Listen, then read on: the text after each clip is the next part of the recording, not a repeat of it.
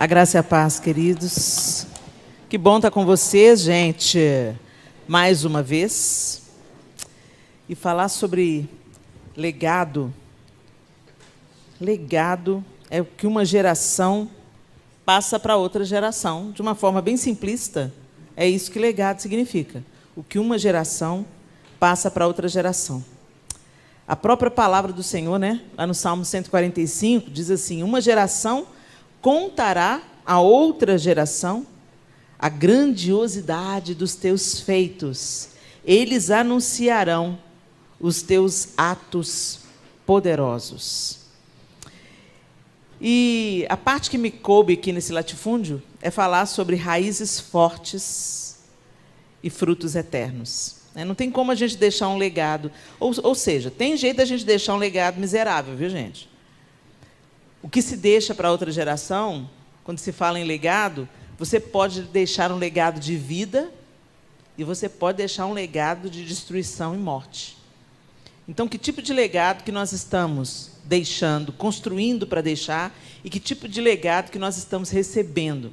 Eu me lembro que quando o Gregório McNulty, que era um ministro de louvor, um homem de Deus, faleceu, e eu encontrei com o pastor Cirilo no aeroporto, e a morte do Gregório impactou muito a gente, porque, na nossa perspectiva humana, o Gregório ainda tinha muita lenha para queimar, tinha muita coisa para profetizar, um profeta do Senhor. Então, na nossa visão, na nossa perspectiva humana, o Senhor não podia levar o Gregório. O Gregório ainda tinha muita coisa para fazer, muita gente para inspirar, muita coisa para deixar. E eu encontrei com o pastor Cirilo no aeroporto, poucos dias depois da morte do Gregório, e eu virei para o pastor Cirilo e falei assim: pastor Cirilo, o Gregório morreu. E a gente vê ainda, a morte é um intruso, né, gente? A gente não foi criado para morrer. Então, a morte, ela sempre causa um desconforto, mesmo quando a gente tem a esperança da ressurreição, ela sempre causa um desconforto, porque ela é uma intrusa. E o Cirilo, para minha surpresa, sorriu, olhou para mim e falou assim: pois é, Helena, agora todos os dons, todas as habilidades, todas as possibilidades que o Gregório tinha, ele não vai precisar mais. E tudo isso que ele carregava vai ser pulverizado sobre todos aqueles que a vida do Gregório tocou. E eu achei aquela perspectiva tão interessante e tão rica, porque, na verdade, é isso. O Gregório partiu, mas tudo aquilo que ele ensinou, tudo aquilo que ele profetizou, a maneira que ele inspirou as pessoas, foi tudo transferido. Agora, tudo foi pulverizado sobre todos aqueles que a vida do Gregório tocou. E eu fiquei pensando sobre isso. E eu fiquei pensando, quando eu partir, o que eu vou deixar? Que tipo de lembrança as pessoas vão ter? Será que elas vão... O que te inspira? O que te motiva? Às vezes você está atravessando um período difícil da sua vida, um período desafiador na sua vida, ou as coisas parecem que estão dando tudo errado, mas aí tem uma pessoa que você conhece, ou que já viveu, ou que ainda vive, e que te mostra que é possível passar pelas adversidades, passar pelos problemas, passar pelas lutas, passar pelas dores, com dignidade, com esperança, com resiliência. O que inspira vocês? Faz uma memória, traz a sua memória aí. O que já inspirou você na sua vida? A vida de alguém, o comportamento de alguém, a reação de alguém diante do luto, diante da dor, diante de uma adversidade, diante do desemprego. Você conhece alguém que teve uma reação que te inspirou, que te motivou, que te deu esperança? Uau, eu quero chegar no nível desse cara aí, eu quero chegar no nível dessa mulher aí, porque, olha, é isso que eu quero para a minha vida. Que tipo de legado que nós estamos buscando, né? O que a gente está buscando? O que nos inspira? O que nos motiva? E o que nós estamos construindo? E aí, quando me passaram esse tema, raízes fortes, frutos eternos, baseado lá em 1 Coríntios 15, 58, você já pode abrir aí a sua Bíblia? 1 Coríntios 15, 58, só para a gente lembrar, eu vou ler na nova versão transformadora, na NVT, diz assim: portanto, meus amados irmãos, sejam fortes e firmes. Trabalhem sempre para o Senhor com entusiasmo, pois vocês sabem que nada do que fazem para o Senhor é inútil. Em outras traduções diz: porque no Senhor o nosso trabalho não é vão. E a gente está vivendo um tempo que as pessoas estão tão abaladas. A geração de vocês enfrenta coisas que a minha geração não enfrentou. Por um lado, foi maravilhoso, gente, para a minha geração, ter menos acesso à tecnologia. Por quê? A gente não ficava dentro de casa. A gente tinha que buscar relacionamento real, olhando no olho. E hoje, o que facilita a vida de vocês também torna a vida de vocês mais desafiadora. Porque é muito fácil vocês se trancarem no mundinho de vocês. É muito fácil vocês começarem a se comparar entre si. Porque, de repente, você olha na rede social, a vida do cara que está lá é tão maravilhosa e a sua parece tão medíocre.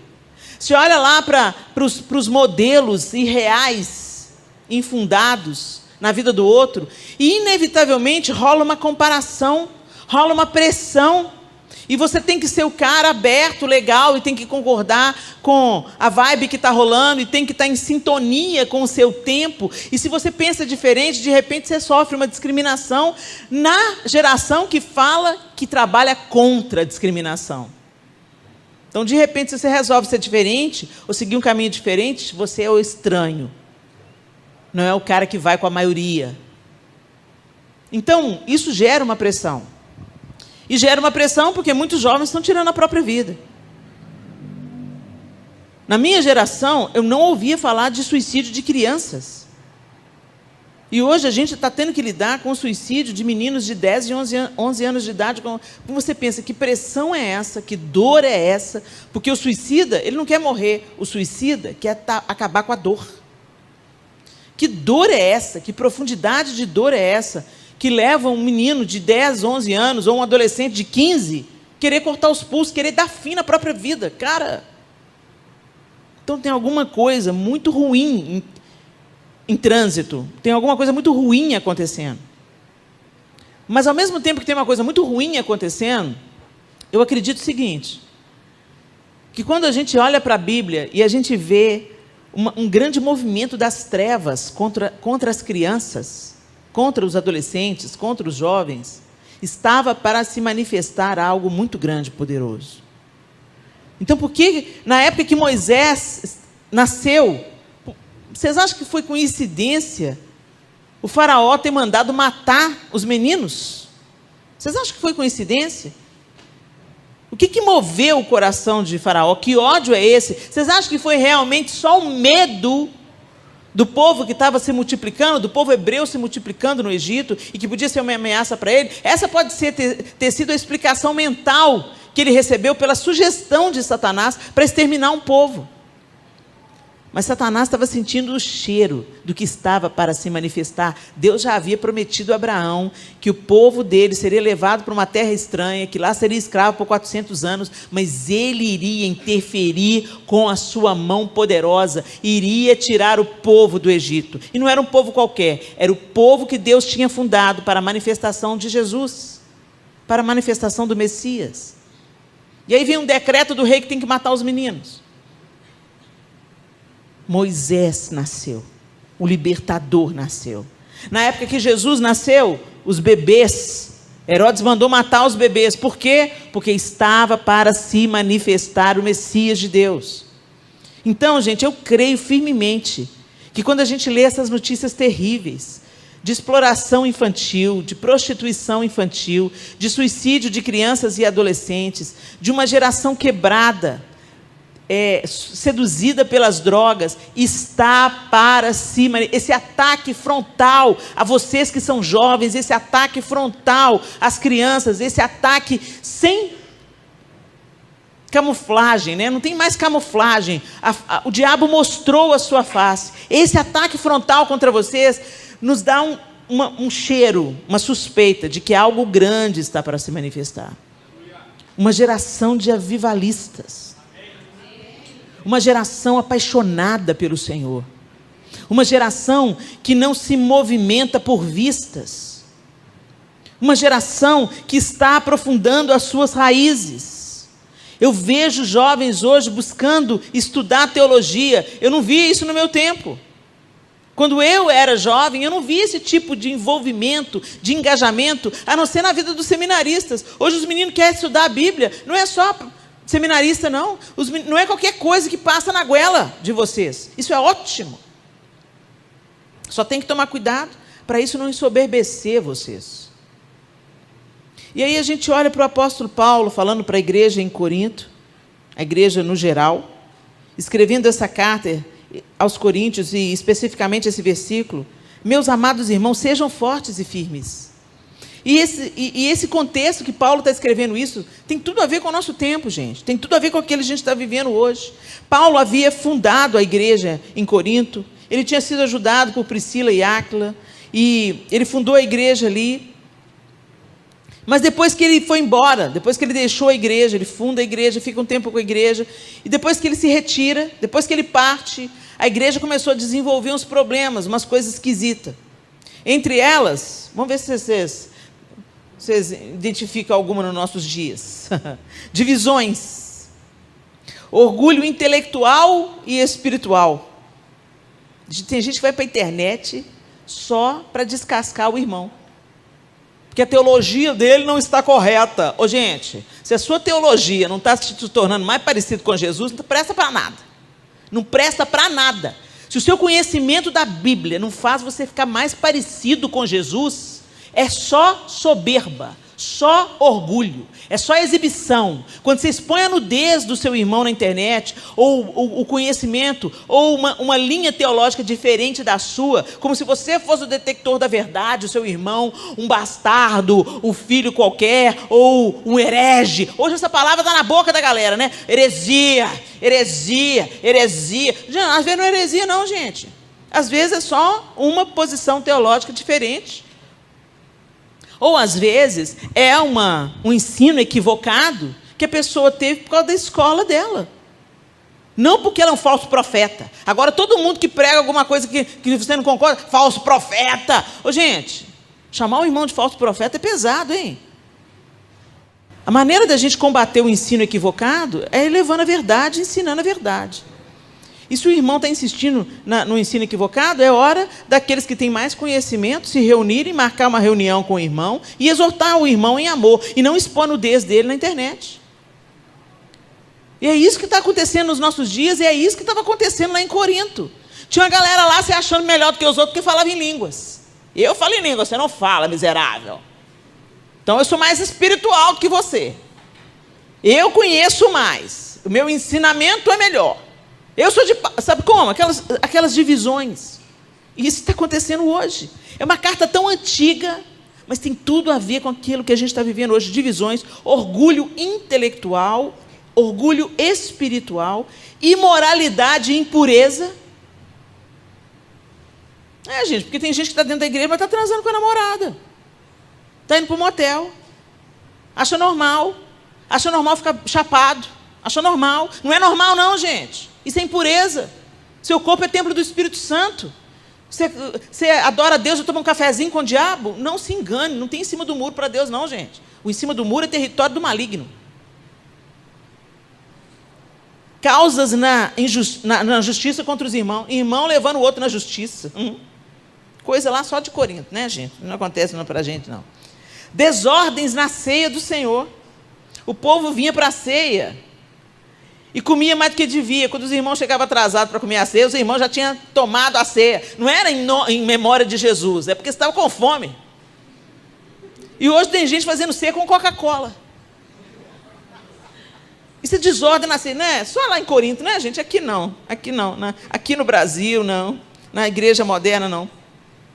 Cristãos participando... Olha o que estava acontecendo lá em Corinto. Cristãos participando de festas pagãs com comidas oferecidas a ídolos. Não tem nada a ver, gente. Tem nada a ver. falsos ensinos sobre a ressurreição dos mortos, desordens nos cultos. Tem uns cultos que são bizarros. Eu estou falando, gente, quando eu falo da igreja, eu falo da igreja, instituição no Brasil todo, as várias linhas denominacionais, as várias culturas, né? Porque, gente, a gente é um povo, na multiforme graça e sabedoria de Deus, nós somos também diversos. Você entra numa igreja, numa comunidade de fé, tem um certo código de ética, você entra na outra, né? A galera tem outra liturgia, outro jeito de cultuar, mas é tudo filho de Deus. Eu lembro que uma vez eu fui pregar numa Assembleia de Deus, amo os assembleanos, mas eu fui pregar na Assembleia de Deus, naquele dia meu coração ficou peludo. Porque uma igreja que dá muitas oportunidades. Então, me chamaram para pregar, mas a irmã ia cantar, depois a outra irmã cantou, depois um pastor leu um salmo, depois o outro pastor deu uma palavra.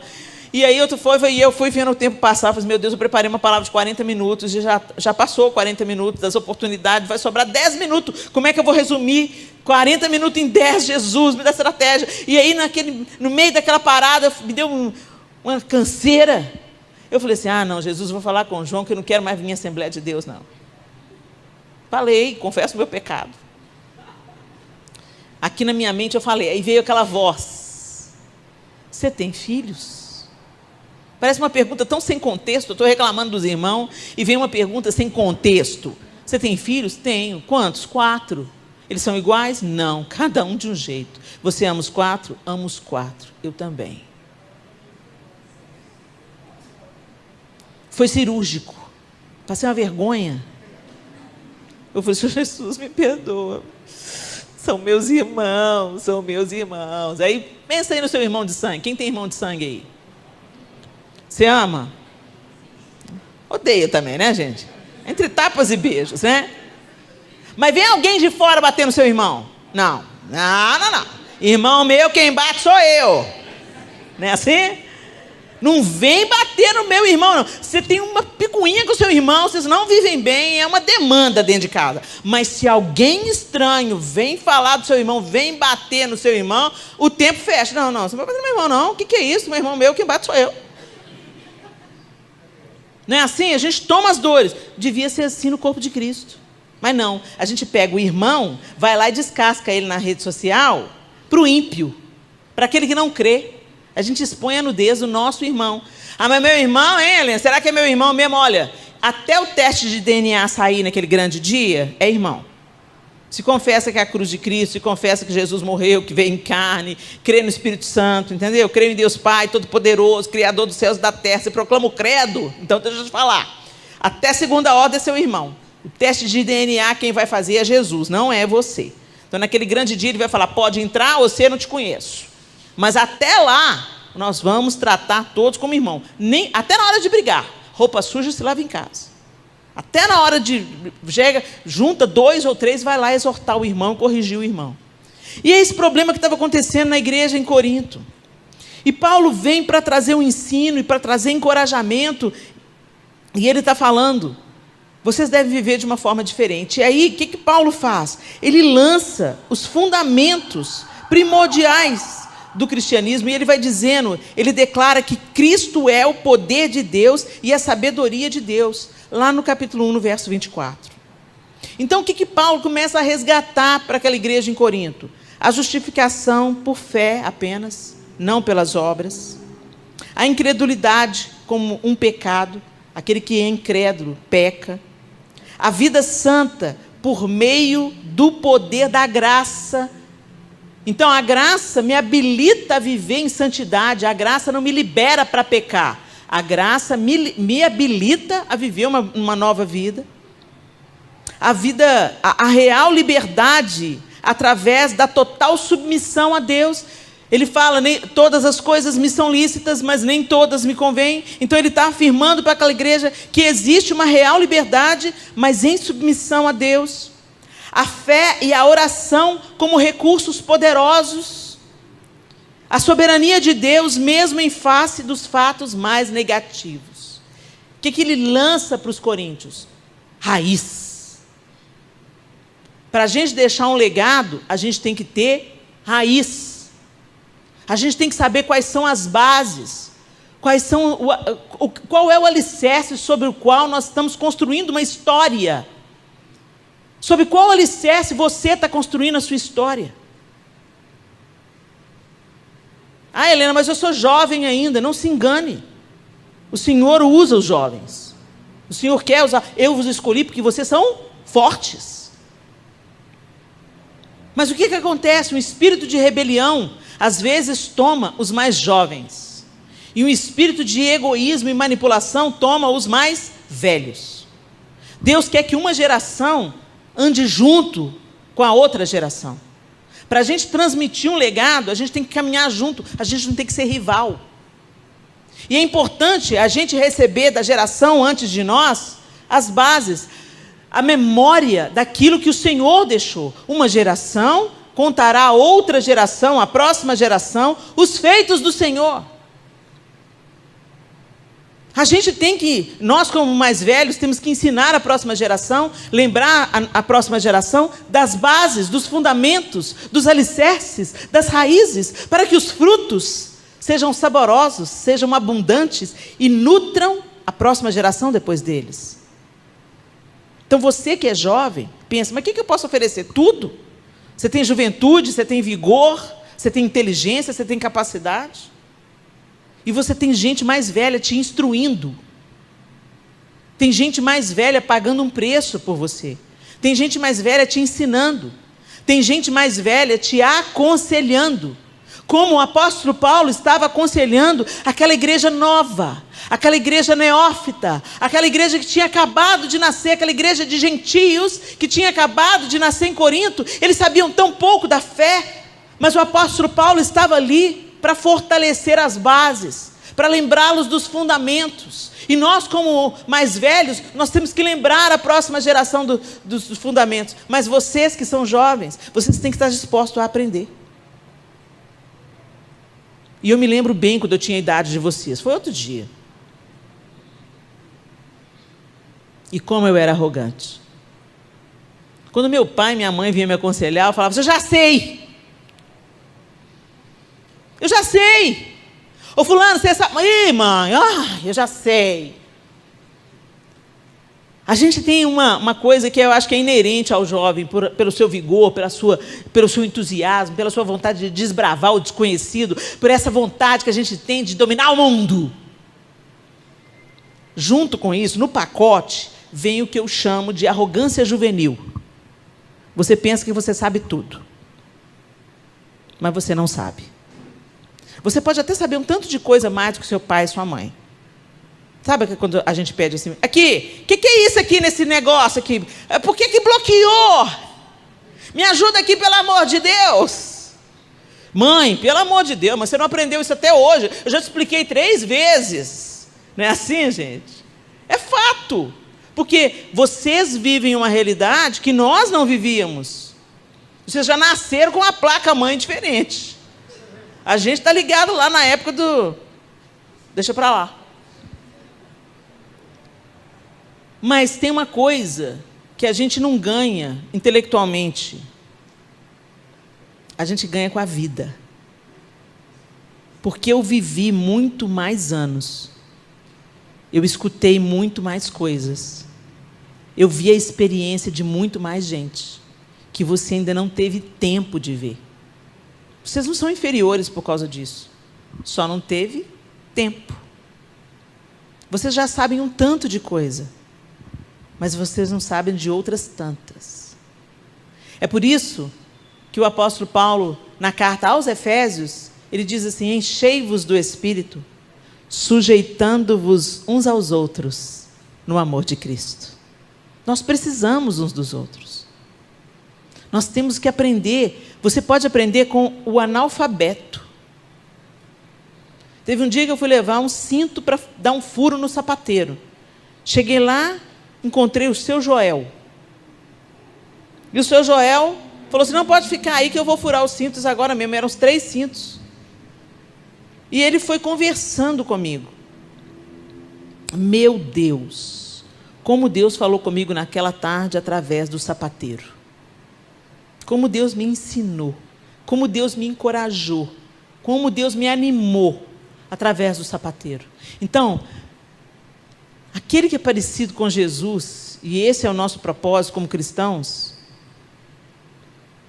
está com os ouvidos atentos para aprender dos mais velhos, dos amigos, daqueles que aparentemente não têm nada para te ensinar, mas tem. Você tem sempre algo novo para aprender. E vai morrer sem saber um tanto de outras coisas. Então, por que essa arrogância? O plano de Deus para nós é que as nossas raízes sejam profundas. E eu quero trazer para vocês aqui um exemplo que a própria Bíblia diz. Lá no Salmo 92, do 12 ao 15, diz assim, o salmista diz assim: os justos florescerão como a palmeira, crescerão como o cedro do Líbano, plantados na casa do Senhor, florescerão nos átrios do nosso Deus. Mesmo na velhice, darão fruto, permanecerão viçosos e verdejantes, para proclamar que o Senhor é justo. Ele é a minha rocha, nele não há injustiça. Olha isso. Ele comparou aquele que teme ao Senhor, aquele que foi justificado, com duas plantas, a palmeira e o cedro do Líbano. Deixa eu contar para vocês as características dessas plantas. A palmeira tem raízes profundas. A raiz da palmeira pode ter até 300 metros de profundidade. Já pensou o que é isso? 300 metros de profundidade. A nossa vida com Deus, ela precisa ser cultivada no secreto. Vocês estão aqui nessa conferência de jovens, isso é maravilhoso. Vocês estão ouvindo o ensino, vocês estão sendo encorajados, vocês estão recebendo equipamento, mas deixa eu te falar, você tem que ir para a sua casa e desenvolver as suas raízes. E por que a palmeira tinha 300, pode chegar até 300 metros? Porque ela vai buscando água. Porque a palmeira, ela vive numa região desértica. Então, ela tem que buscar água, então ela tem que buscar o lençol freático, e ela vai entrando, até achar água, porque é dessa água que ela extrai vida. Mas a gente não vive assim. Uma característica da igreja no Ocidente é que a gente é muito superficial. Isso eu estou falando das gerações no geral. A nossa vida de oração é rasa. A nossa leitura da bíblica é superficial. Você fica ali só nos Salmos e Provérbios, pula Deuteronômio, pula Levítico. Se eu fizer uma pesquisa aqui, quem é que já leu a Bíblia toda mais de uma vez, eu sei que a minoria vai levantar a mão. Como assim? Como assim que a gente diz que ama Jesus, que segue Jesus, mas não busca Jesus?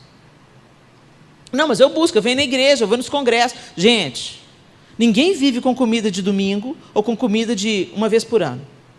Verdade ou não? Você precisa de comer todo dia. E no nosso hábito ocidental, a gente come 3 vezes por dia, pelo menos, no mínimo. Fora as beliscadinhas que a gente dá. Os saques à geladeira, principalmente vocês que têm essa idade de crescimento. Mas a gente não tem isso mesmo correspondente de busca do Senhor. Por isso nós somos frágeis. Nossas raízes são superficiais. Nas tempestades de areia que a palmeira enfrenta, ela enverga, mas ela não é arrancada. Por quê? Porque tem 300 metros de raiz. Você não arranca 300 metros de raiz. Vocês estão entendendo por que o salmista comparou a vida do justo? Porque o justo busca água. O justo busca a Deus. E as raízes vão sendo fortalecidas para você aguentar a faculdade, para você aguentar a pressão do seu tempo, para você aguentar as ideologias fake do nosso tempo. aquilo que parece verdade, mas é uma mentira bem contada. Como é que você rebate isso? Com uma raiz de 300 metros. O vento vem, você enverga. Você pode até ficar inseguro, você pode até duvidar, você pode ter crises de fé, mas você não será arrancado. E a outra planta, olha, gente, mais umas características da palmeira: não se quebra. Ela cresce na vertical e no deserto, suporta ventos de até 150 quilômetros por hora. Se curva, mas não se quebra. E ela só floresce em ambientes quentes. Então, deixa o seu coração aquecido, não fica morno, não. Não fica morno, não. Não deixa esfriar, não. Porque no ambiente quente, aquecido pelo amor do Senhor, pela comunhão dos santos, você floresce. O cedro do Líbano. Olha isso, gente. Nos 3 primeiros anos de vida do cedro, ele cresce 5 centímetros para cima da terra. 5 centímetros. Nos 3 primeiros anos, 5 centímetros para cima da terra. Sabe quanto para baixo? 1,5 metro. Para cada 5 centímetros para cima, 1,5 metro para baixo. Ele chega a 40 metros de altura e 14 metros de diâmetro. É uma árvore frondosa. As rochas não são obstáculos. Quanto mais pedras, mais obstáculos, mais ele vai crescer. É a isso que você é comparado. É a isso que eu sou comparado. É símbolo de força e de longevidade. A sua madeira foi usada na construção do templo. A resina serve para mumificação. A casca é usada no tratamento da lepra. Ou seja, tudo do cedro se aproveita. Presta atenção, gente. Você é comparado à palmeira e ao cedro. Será que é isso mesmo? Será que hoje você é um cedro? Ou está se tornando um cedro? Será que tudo na sua vida aproveita, constrói, preserva, cura? Porque de tudo se aproveita no cedro. Será que você parece com a palmeira? Vem as adversidades, vem as ideologias, vem a pressão do professor da faculdade, vem a ridicularização dos colegas, mas você enverga, mas não é arrancado. Será que é isso? E é isso que vai deixar um legado para a próxima geração. Não é você ser legal e aceito por todo mundo. Não é você ir com a manada. Não é você fazer o que todo mundo faz. Isso não deixa legado nenhum. Não um legado de vida. Não esperança para a próxima geração. Quer você queira, quer não, tem alguém de olho em você. Em mim, Helena? Mas eu só tenho 18 anos, eu só tenho 19 anos. A próxima geração, a geração antes de você, já está de olho em você. Seu irmão mais novo já está de olho em você. Seu priminho pequeno já está de olho em você. A filhinha da sua vizinha já está de olho em você. Você já é um referencial para alguém? Você já pensa na vida que você está vivendo? Você está construindo alguma coisa para ser passado como um bastão? Ou será que você pensa que é tudo sobre você? Porque essa é mais uma característica de quando a gente é jovem. A gente pensa que o mundo gira a nosso serviço. Essa é uma característica não só dos jovens, mas da imaturidade. Tem gente com 45, 50 anos que só pensa no próprio umbigo. Aí entra a maturidade, não a idade. A vida não gira em torno de você. Por isso que o Pai é nosso. Pai nosso que estás no céu, santificado seja o teu nome. Não é Pai meu que está no céu. Gente, hoje a gente vive um evangelho tão autocentrado, tão ególatra. Ai, Deus tem que satisfazer os meus planos, Deus tem promessas para mim, Deus tem promessa para você e tem promessa para quem está do seu lado aí, ó. Você não é melhor do que ninguém, não. Deus vai agindo no coletivo. Ele está trabalhando com você, e Ele está trabalhando com a sua família, e Ele está trabalhando com o seu colega de escola, Ele está trabalhando na faculdade. Sabe como, gente? Deus não dá ponto sem nó. Ele não trabalha só comigo. Quando acontece alguma coisa comigo, Ele está trabalhando comigo, Ele está trabalhando com a minha família, Ele está trabalhando com o meu marido, Ele está trabalhando nos lugares onde eu ministro, Ele está trabalhando com um todo. Mas nós temos uma visão extremamente egoísta. Por quê? Porque o nosso parâmetro é esse mundo. E esse mundo, muitas vezes, motiva a gente numa visão altamente ególatra. A idolatria do ego. Deus existe para satisfazer os meus desejos. E a gente acha, a gente até se apropria de uma visão legítima, que Deus é nosso Pai, que Ele é misericordioso, que Ele nos ama e que Ele vai fazer tudo para que a gente atinja o nosso propósito, a plenitude do nosso propósito. Mas não é só sobre você. Deus me ama e Ele não ama a Sofia menos. Tem um plano para mim? Tem um plano para o meu amigo? Tem um plano para o meu pai? Tem um plano para a minha mãe? Mas a gente pensa que Deus é um gênio da lâmpada, que vai satisfazer todos os nossos caprichos.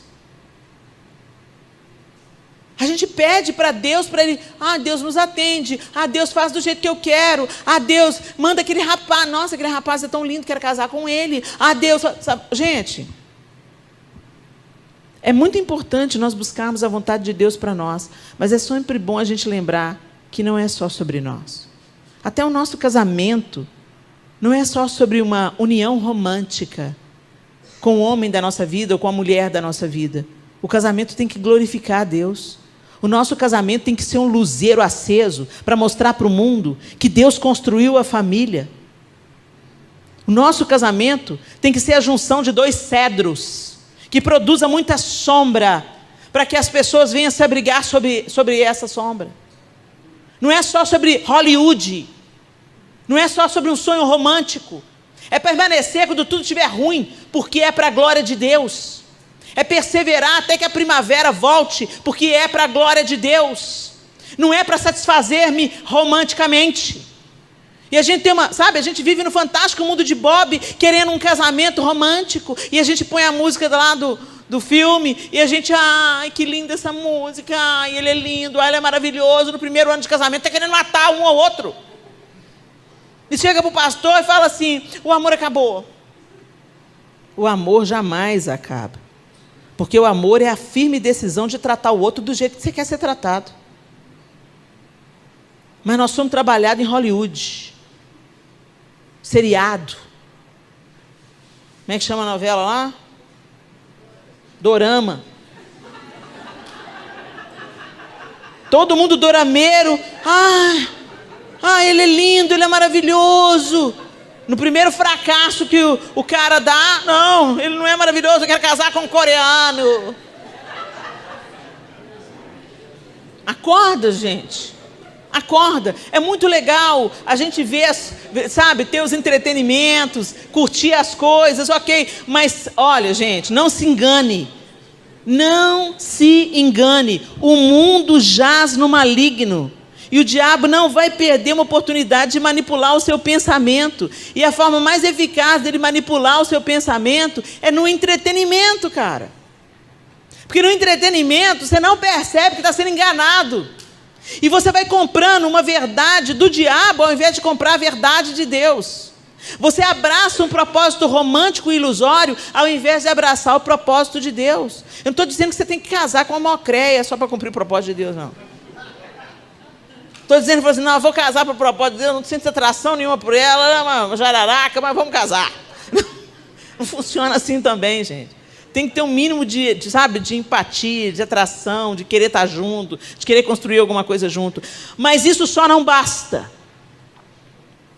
Tem que aprofundar a raiz. Sai. Coraçãozinho. Ai, ele é tão lindo. A mulherada está indo para a Coreia. A mulherada parou de ir para a Disney, está querendo ir para a Coreia na ilusão de achar um coreano. Oh, gente, para, gente, vamos crescer, gente. Aprofunda a raiz. Essa raiz tem que ter 300 metros. Olha, um homem de verdade, que seja um cara de caráter, que seja um cara que gosta de trabalhar, que seja um cara que ama a Deus mais que ama você, porque se ele amar a Deus mais que ama você, ele vai te cuidar como uma princesa. E que a união de vocês seja para a glória de Deus, não seja apenas para se satisfazer mutuamente. Vocês estão entendendo? Eu estou ilustrando aqui com a ideia do casamento, porque eu sei que é um sonho que passa pela cabeça dos jovens, construir uma família. Mas o pano de fundo desse sonho, muitas vezes, é o ideal hollywoodiano, mentiroso, fake, superficial. E que cria muita frustração. Hoje, mulher devia ser... Um terapeuta amigo meu disse que mulher só podia ver filme romântico depois de 45 anos de idade. Gente, porque a gente já é romântica de natureza. Aí fica viajando na maionese. Vê o dorama e fica esperando achar o cara igual o dorama. Não vai achar nunca. Porque o homem de verdade não parece com os caras do dorama, entendeu? Eles são uma ilusão. E às vezes você despreza um cara que é temente a Deus, um cara que ama Jesus, um cara que, sabe, está disposto a dar a vida pela esposa, está disposto a amar o Senhor acima de todas as coisas. Um cara que tem sonho missionário. Missionário? Não tem chamado missionário. E a gente acaba vivendo a vida inteira para o nosso próprio umbiguinho. Para a gente produzir frutos eternos. Para os frutos da nossa vida serem saborosos. Para nutrir a próxima geração. Nós temos que sair da superficialidade. Nós temos que quebrar o padrão hollywoodiano. Nós temos que filtrar as coisas que nós absorvemos. E nós temos que buscar o propósito de Deus para nós, o sonho de Deus para nós. Que é que o nome dele seja glorificado, que o evangelho seja expandido. Tem gente que diz, mas qual que é o meu propósito? O seu propósito é glorificar a Deus. Mas eu não sei do meu propósito. O seu propósito é tornar Jesus conhecido. O seu propósito é ser testemunha de Jesus, seja no seu trabalho, seja através da sua profissão, através do seu casamento. O seu propósito é o ID, é anunciar que há uma esperança, é anunciar que há um Cristo que morreu, ressuscitou e voltará. É saquear o inferno. Esse é o nosso propósito, não tem conflito nisso, gente. Mas qual que é o propósito de Deus para mim? O mesmo que é para o seu irmão, o mesmo que é para a igreja do Senhor. Mas a gente está tão trabalhado no egoísmo, que a gente fica, sabe, querendo que o profeta venha, põe a mão na nossa cabeça, fala isso que te digo, o meu plano para ti é esse, a minha promessa é essa.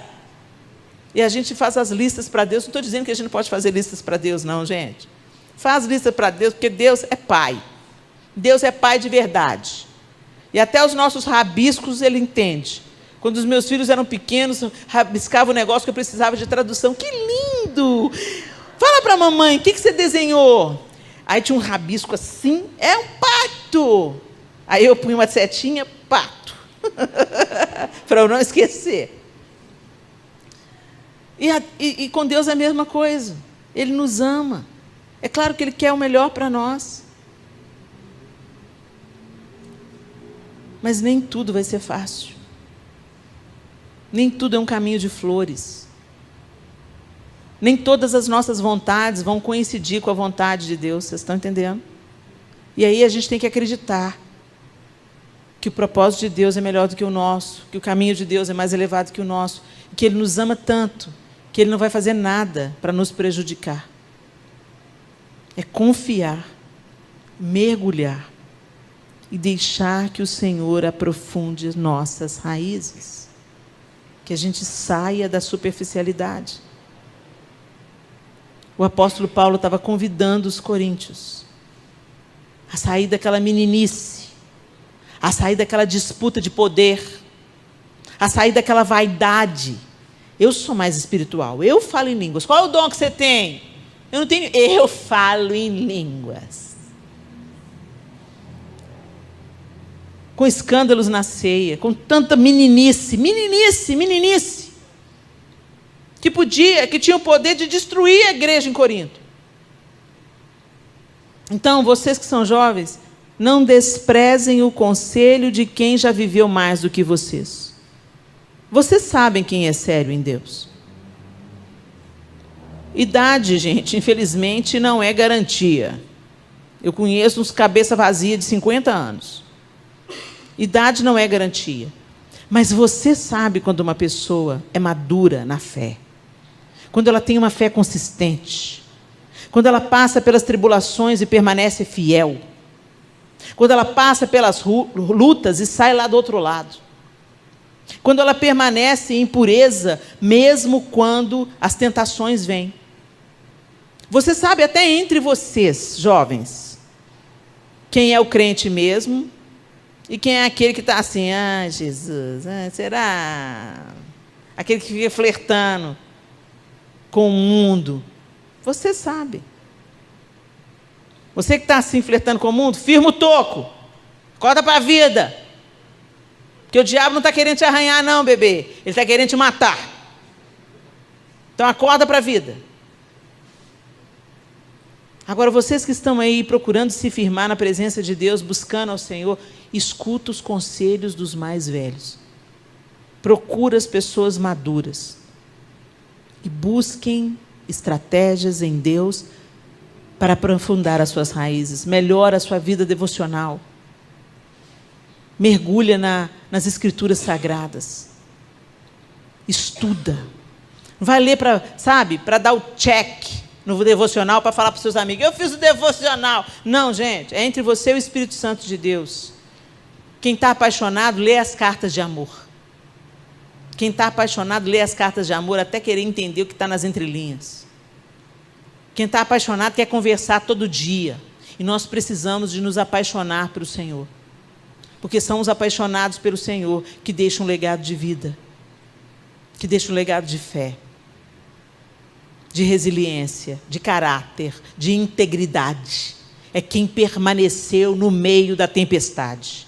É quem curvou, mas não quebrou. É quem não foi arrancado na tempestade de areia. E é quem floresceu, frutificou, deu sombra. A característica do cedro do Líbano, quanto mais pedra, mais forte ele cresce. Quanto mais obstáculos no solo, mais fortes as raízes são. As dores que vêm na nossa vida não são para nos destruir, são para nos fortalecer. Então não seja mimimi não, gente. Aprofunda as raízes até encontrar água, até encontrar substância, até encontrar Deus.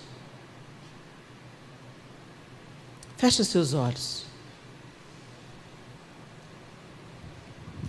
Eu queria que você pensasse na vida que você está vivendo até aqui.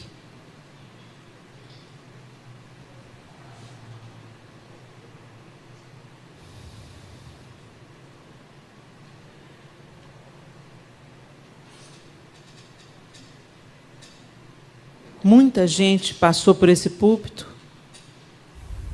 ensinou, desafiou, despertou vocês. Não apenas nessa conferência, mas nas outras conferências. Nos cultos, nos acampamentos que vocês fazem. E o que você vai fazer com isso? A quem muito é dado, muito será cobrado. Vocês têm o privilégio que muitos jovens da idade de vocês não têm em países onde a igreja é perseguida. Vocês podem sair num acampamento, num retiro e passar 3 dias juntos, ter experiências com Deus juntos, cultuar juntos, vir aqui para frente e celebrar a Deus juntos, dançando juntos. Não pense que isso é privilégio de todos. Existem países que têm moças e rapazes da idade de vocês que não podem ter uma Bíblia, e você tem e não usa. Você recebe ensino, entra no ouvido, sai no outro. Se é isso que está acontecendo com você, é tempo disso mudar. Porque Deus está procurando adoradores que o adorem em espírito e em verdade. E adoração não é música. Adoração é uma vida de devoção, onde a gente coloca Deus na centralidade de tudo que a gente faz. Na faculdade, Ele é o centro. No casamento, Ele é o centro. No namoro, Ele é o alvo, Ele é o centro. Isso é uma vida de um adorador. Ele quer bendizer ao Senhor, celebrar ao Senhor, se devotar ao Senhor em todo lugar, em qualquer circunstância. E é esses que o Senhor procura, que não dependem de um lugar físico para estar adorando, mas que adoram na universidade, na maneira que trata o outro, que adoram em generosidade, quando voluntaria parte do seu tempo para servir o outro. Adoram quando percebe alguém que está isolado dentro da igreja, que tem a sua idade, mas você ignora. Não, o adorador não ignora ninguém dentro da igreja. O adorador não se fecha em guetos, em turminhas, em grupinhos. Um adorador tem os olhos atentos para aquilo que Jesus está atento.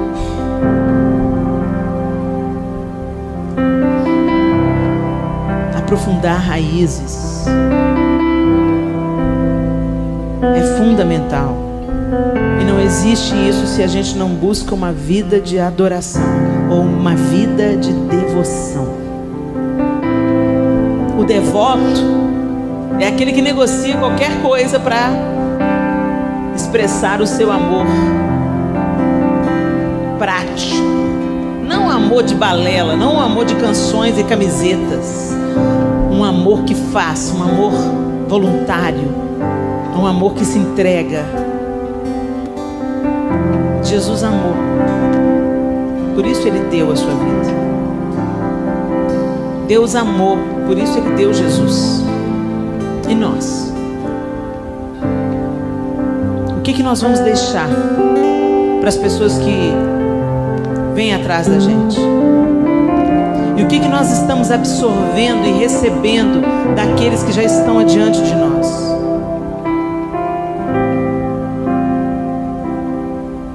Quantas coisas os seus pais te ensinam e você ignora? Não é à toa, gente, que a Bíblia manda a gente honrar pai e mãe, não. Eles podem não ser perfeitos, mas até quando você honra um pai e uma mãe meio doido, Deus vai te honrar, Deus vai te proteger, Deus vai te respaldar e te livrar. Ele não falou para a gente honrar um pai legal, um pai santo, um pai cristão. Ele falou para honrar pai e mãe. E a sua obediência traz a bênção do Senhor sobre você. A gente fala de legado. Legado começa em casa. Você pode ter líderes proeminentes, pessoas que te influenciam, pessoas que te inspiram. Eu fico pensando no legado do Timothy Keller. Meu Deus, quantos livros, quantos ensinamentos, quantas coisas lindas que aquele homem deixou, quanta instrução, quanta devoção ao Senhor, que refletiu em material rico de conhecimento. Mas o maior legado, certamente quem honrou foi a sua família, seus amigos mais próximos, sua igreja. A gente precisa de ser bênção e dar ouvidos àqueles que estão mais próximos de nós. Paulo era como um pai para a igreja em Corinto. Por isso ele tinha que corrigir. Ele fundou a igreja em Corinto. Por isso ele precisava de exortar. Ele precisava de cuidar da criança. E muitos daqueles coríntios rejeitaram a exortação de Paulo, mas muitos abraçaram e permaneceram. A correção, quando ela é feita, ela não produz alegria, mas se você recebe, ela produz frutos. Então, quando se fala em raízes profundas, isso começa no seu relacionamento com Deus, que cura os outros relacionamentos. E os nossos relacionamentos mais próximos são nossos pais, nossos irmãos de sangue, nossos irmãos na comunidade de fé onde nós nos reunimos, nossos líderes nessas comunidades de fé. Que a gente não espere a perda, o luto, a morte para receber ensinamento, influência, oração. Sabe, a gente tem que aprender, a pedir bênção para os pais de novo. Essa geração perdeu isso. Você já pensou que coisa linda? Bênção, pai. Bênção, mãe. Que alegria quando os meus filhos falam. Um dos meus filhos fala, a sua bênção, mãe. Eu falo, Deus te abençoe, meu filho. A sua bênção, meu pai. Deus te abençoe, meu filho. A sua bênção, vô, Deus te abençoe. Gente, as palavras lançadas não são em vão. E a gente está recebendo um legado dos nossos pais quando a gente pede a bênção a eles. Me abençoa, pai, me abençoa, mãe. A bênção. A gente precisa de resgatar algumas coisas. Os patriarcas abençoavam. A gente tem que abençoar os nossos filhos.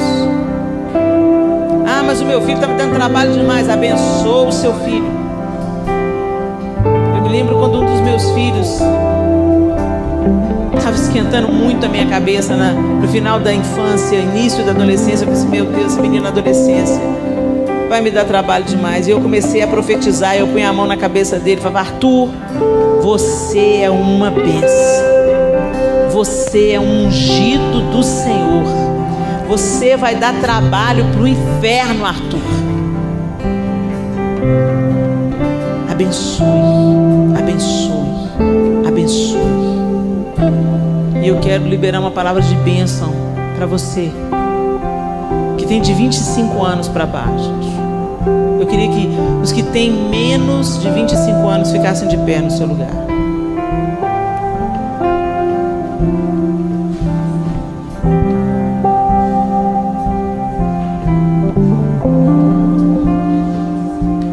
Eu quero dizer para vocês, vocês não são uma geração Nutella. Vocês são fortes. Vocês são destemidos. Vocês são ousados em Deus. Vocês são focados. E eu ministro sobre vocês temor do Senhor. Que o temor ao Senhor tome o coração de vocês em nome de Jesus. Que a reverência ao Senhor não se aparte de vocês. Que vocês sejam filhos e filhas obedientes aos seus pais. Que toda rebelião, mentira do inferno, falsa ideologia, que ela não entre no coração de vocês. Que vocês sejam blindados pelo Espírito Santo de Deus, separados para serem influência na sua geração, avivalistas, intercessores, missionários e profetas. Vocês são como flechas, e nós dessa geração, da minha geração, liberamos vocês para avançar contra o inferno, para prosperar contra o inferno, para se tornarem, em nome de Jesus, anunciadores das boas novas, em ousadias, dons, maravilhas e curas. Curas vão ser liberadas para as mãos de vocês. Vocês vão impor as mãos sobre os doentes e eles serão curados em nome de Jesus. Eu libero uma palavra de bênção sobre vocês, de prosperidade espiritual sobre vocês. Vocês vão além da minha geração. O nosso teto será o chão de vocês. Vocês vão ser em ousadia, vocês vão crescer, mas em humildade. Vocês terão cheiro de Jesus, vocês terão o coração alinhados ao coração de Jesus. Eu abençoo vocês, eu libero vocês junto com a minha geração que está aqui também, impondo as mãos. Nós como pais, nós como líderes, nós como profetas dessa geração, liberamos vocês para irem além, para conquistarem no reino de Deus, para avançarem em humildade, em mansidão, em ousadia, em autoridade, para a glória de Deus, em nome de Jesus. Eu profetizo em nome do Pai, em nome do Filho e do Espírito Santo. Amém e amém. Receba o que foi liberado sobre vocês. Avancem. Estejam com os ouvidos atentos. Se assentem para sentar com pessoas que já viveram mais tempo que vocês. Inclinem os ouvidos de vocês ao conhecimento de Deus. Temam ao Senhor.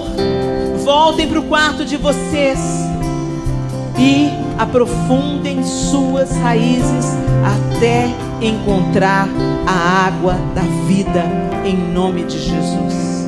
Amém e amém. Senhor, nós te agradecemos por essa noite bendita. Agradecemos porque o Senhor nos reuniu aqui. Agradecemos porque o Senhor é que sabe que pensamentos que tem a nosso respeito, pensamentos de paz e não de mal, para nos dar um destino, uma herança. Ó Senhor, ensina-nos, ó Deus, ajuda-nos a sermos fiéis à Tua palavra, aos Teus ensinamentos, obedientes ao Senhor, nos bons dias e nos dias ruins. Sustenta-nos, ó Deus, aprofunda nossas raízes para que os frutos sejam eternos. E que o conselho que Paulo, Senhor, deu à igreja de Coríntios, sejam fortes e firmes.